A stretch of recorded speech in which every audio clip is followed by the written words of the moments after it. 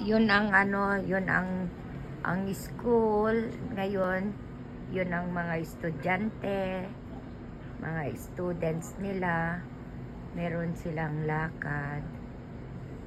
Yun, oh. Ito yung ano, malapit ng mag-winter dito, kaya tignan nyo yung mga trees ngayon, nag-iiba ang mga kulay. O, tingnan ninyo mga guys, ganyan na ang kulay nila.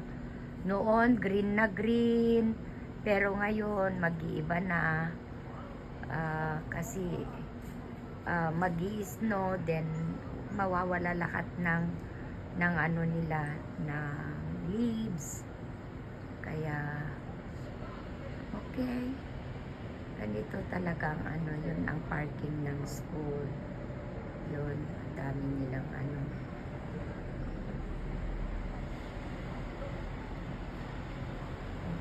Sana makapunta din kayo dito sa Canada para maano ninyo, matry din ninyo kung anong buhay meron dito sa Canada.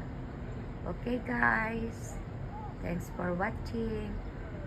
Love you all. God bless.